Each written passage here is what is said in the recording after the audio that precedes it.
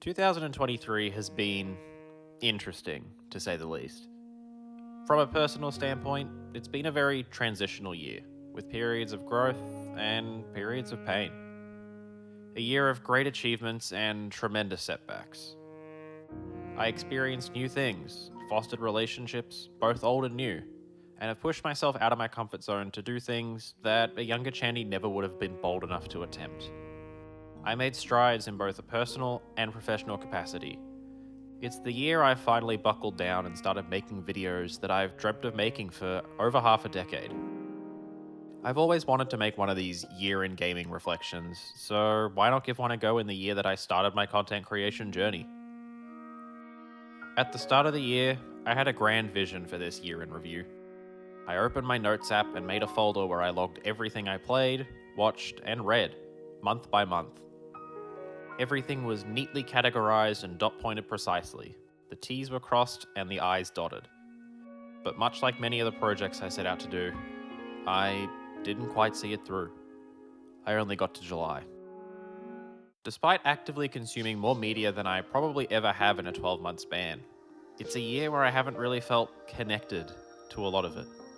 I've enjoyed plenty of the games, movies, and shows I've consumed, but there's been just as many pieces of content I've consumed just for the sake of having something extra to keep my brain busy. I'll focus in on the games I've played since, well, that's kind of what this channel's all about. Now, I'm not the first person to do a here's what I played this year that includes games not from the current year, but I want to talk very briefly about a couple of these titles that I may not necessarily want to do a video on for one reason or another. You'll often find me playing older titles, mostly thanks to my hundreds deep backlog and my subconscious desire to chase that nostalgic high. These games may not end up in my favorite games of all time list. Hell, some may not even be my favorite games that I played in 2023. But they're games that I felt left some sort of impact, be it emotionally or from a pure fun factor. In terms of actual 2023 releases, I only played a handful of the big ones. Specifically, Resident Evil 4 Remake, Pikmin 4, Tears of the Kingdom, Metroid Prime Remastered, Super Mario Bros. Wonder, Mario RPG Remake, and Lethal Company. There's a fun list that's currently scrolling past that covers everything I've played enough this year that I'd consider it eligible to be on screen. So even though I'm talking about just a handful of games, I've definitely played more. I missed a few of the massive hits such as Baldur's Gate 3, Diablo 4, Spider-Man 2, Alan Wake 2, and Sea of Stars, just to name a few. Some of them are on my radar, but others, not so much. I realized long ago that I'm not the kind of person to keep up with every single current release. Frankly, it's just too much to keep track of, especially when some titles just plain don't interest me. I've rambled for long enough, so let's get into it. This is the first and currently only Metroid title I've beaten. I've dipped my toes in the series before, but have you tried playing Metroid NES? That game's whack. I played Prime back in March when the physical release dropped, and it was just an incredible experience.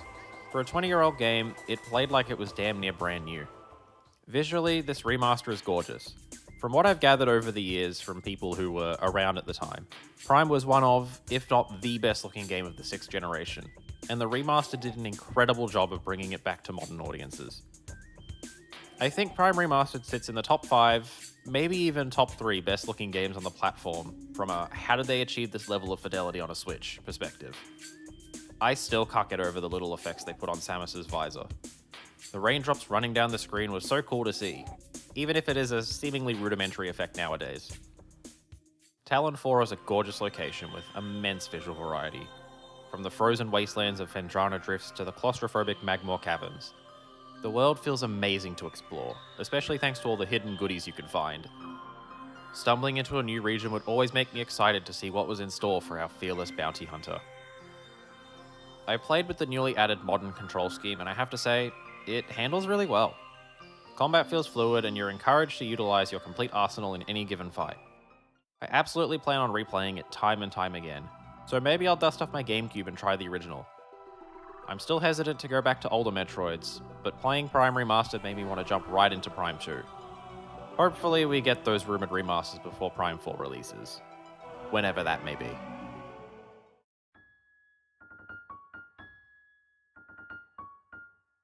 If you watched my unscripted ramble about Pikmin 4, then you'd know I like it. That was when I only had a fraction of the hours that I have now. This was the only game released in 2023 to completely capture me in such a way that I couldn't think about anything else.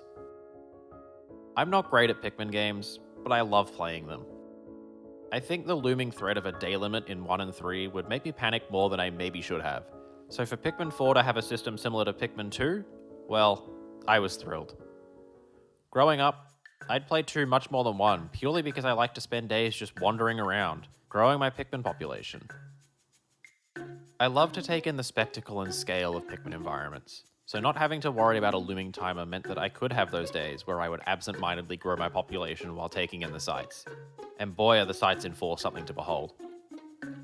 I think Pikmin 4 would also sneak into the top 3 for best looking Switch games. I feel like Pikmin has always been a sleeper showcase for the graphical capabilities of their respective consoles. It's been a decade and I still can't get over how good Pikmin 3 looks. Although I never got far in Pikmin 2, I obsessively played through 4 until I hit that sweet 100% completion. Even now, while I'm writing about it, I'm thinking of the replay I'll be doing for the footage and can see myself disappearing into it again. I loved exploring the overworld, and especially the caves. There's something incredibly satisfying about using your horde of tiny soldiers to solve various puzzle and combat challenges. The new nighttime tower defense-esque mode is really fun too. It's much more manic than the daytime exploration, but it's a nice rush of adrenaline. I think the only real gripe I had with the game was the lock-on cursor being a bit too aggressive. I grew up on the Wii ports, so to lose the freedom when throwing my Pikmin felt a bit odd at times. At least Ochi is a good puppy. Maybe a bit too strong, but a good puppy. Pikmin 4 is an incredible time, and I can't get over how much I enjoyed it. It was far and away my Game of the Year pick.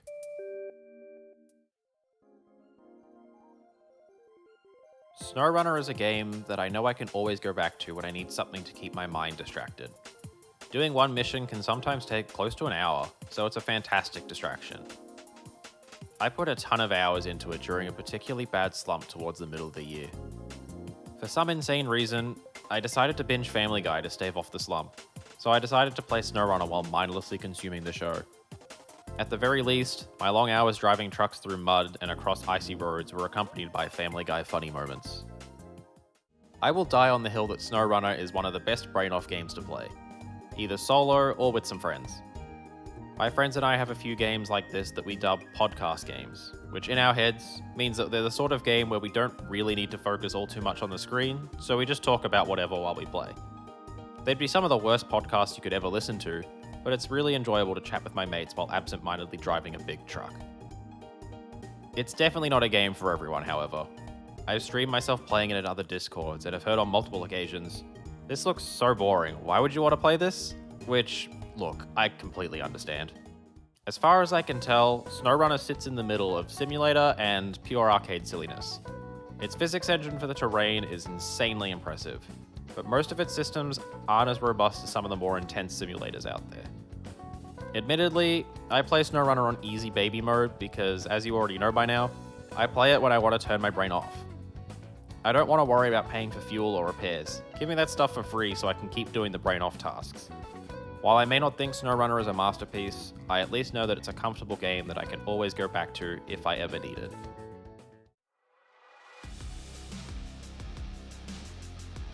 Okay, so this script was done. It was finished, right? Well, I bought BPM bullets per minute as a little Christmas present for myself on the 26th. Since then, I've played it every day for about an hour or two. The game launched in 2020, so it can't claim the utterly absorbed me award like Pikmin 4 did, but holy crap, what a fantastically fun game. Its Steam page sells it better than I ever could. It's described as a rhythm action FPS roguelike, and I gotta say, it's right up my alley. It's frantic, fast-paced, and phenomenal, with a banging soundtrack to boot. I've only scratched the surface of BPM, but I can't wait to see what else it's got in store.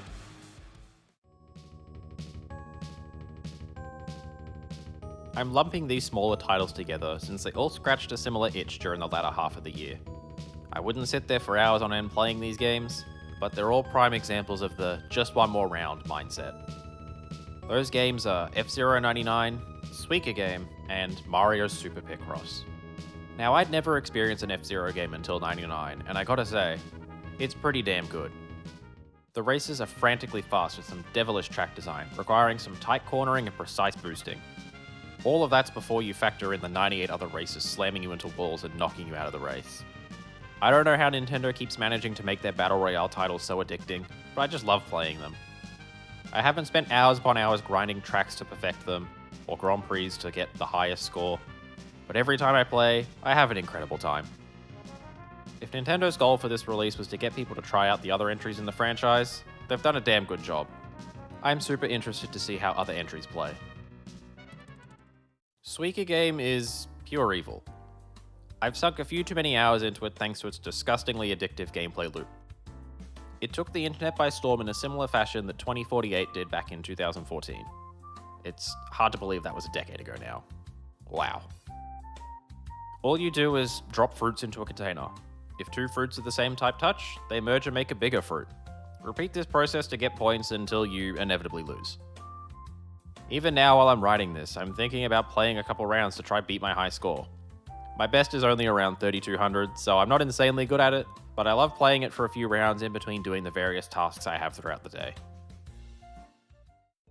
Now, I don't have a ton to say about Mario Super Picross, but I often found myself coming back to it when I want to kill 20 or 30 minutes in between working on a script or recordings. It's not an experience that moved me or anything like that, but it's a game where you know exactly what you're getting. I like puzzle games, and Picross scratches that itch extremely well. Simple pick up and play fun. I'm not great at the Wario levels, but I think I want to look into the Picross series as a whole, so I can keep having that little time killer.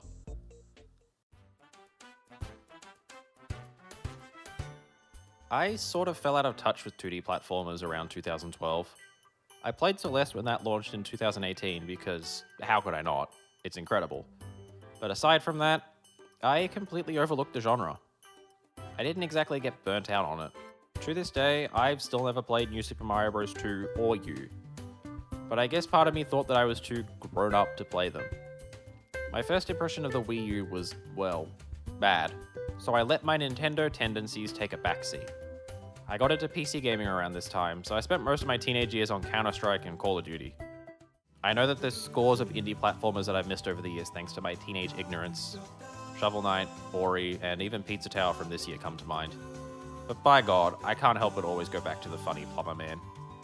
I'm not the first person to say this, and I definitely won't be the last, but wow. What a breath of fresh air Super Mario Bros. Wonder has been. We haven't had a new traditional 2D Mario game since Super U back in 2012, and I think the wait was worth it. Wonder is absolutely overflowing with creativity and charm. The Wonder Flowers are the standout edition, obviously. Every level feels wholly unique thanks to the plethora of ideas they utilize thanks to this mechanic. It feels like a game that was crafted with a genuine passion. It's not my game of the year, but it was such a solid time that I can't help but love it. I had a silly little smile on my face for almost the whole playthrough. The final couple levels broke me just a little bit. It was so nice to sit down and play a platformer again. I've missed 2D Mario quite a bit recently. I chipped away at Wonder over the course of a couple weeks and snagged the 100% completion. I didn't really get a chance to experience the multiplayer with friends, but I hope that one day I get to sit down and play through it that way. Although the chaos of New Super Mario Bros. Wii is long gone, I do miss the experience of playing a fun multiplayer couch co-op game. I have a deep fondness for Super Mario RPG. I played it way back in the day on my Nintendo PC, although I never beat it. As it turns out, I left my original Nintendo PC save file one screen before the final boss. I wish I knew why a 9 or 10-year-old Chandy made that decision, but the answer to that question will be lost to time forever.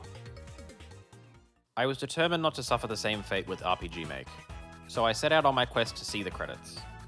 Playing through it was an absolute joy and brought back so many fond memories. I didn't struggle through it or have to grind for money and XP like I probably did as a kid. I'd just move from one location to the next and giggle at the dialogue. The remake looks gorgeous, and the added triple attack is interesting. Maybe a bit too strong at times, but it's a nice addition. Although I was initially unhappy with the remade soundtrack, it grew on me as I journeyed across the land. RPG Make plays exactly how I remember it playing all those years ago, and I'm happy about that. It's as solid as it's always been. Alright, I've been ignoring it long enough. Let's address the elephant in the room. Those of you that have been following me for a while would know that I've played a lot of Zelda this year. From April onwards, almost all of my streaming consisted of me plugging away at various titles throughout Zelda's history. As of writing, I've finished 7 of them and have almost finished an 8th. Each entry will be getting its own video, so I won't speak on any too specifically here, but I can't ignore them for this video and leave a massive gap in my 2023 retrospective. The long and short of it is this. The magic of Breath of the Wild wasn't quite matched for me in Tears of the Kingdom, but there are parts that improve upon what its predecessor built. Skyward Sword is a decent time, and I love the Zelda Link dynamic. I'm interested to see how the stick and button controls play when I tackle the replay. Zelda NES is alright, but I needed that map and guide to get through it. A Link to the Past is really good, and the Oracle games are great. I replayed Ocarina in my free time, and well, come on, it's Ocarina. You'll hear all about it soon enough. The Zelda franchise is incredibly important to me, and it's been a fun ride playing through its history. Most entries for the first time.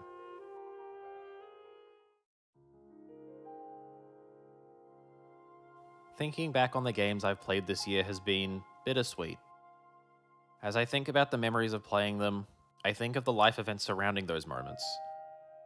Opening back up that folder in my notes app and seeing what shows or games I played in May or March brings back the memories of why I consumed media in such a gluttonous excess. It also paints a clear picture for me as to why I never made that August entry. It's been a hard year for a lot of people, myself included, but I take a small comfort in that, at least while I was playing these games, I didn't have to think about what was going on beyond the edges of my monitor. I could dwell on everything that didn't go according to plan this year, but I'm trying to avoid that. There's a tendency to hone in on the negatives, unable to see the forest for the trees. So many good things have blossomed for me this year, so I plan on nurturing those aspects into the next. I've found a rhythm that sort of works for me. I've got stuff planned out, and I'm loving the creative process that goes into making my little video reflections.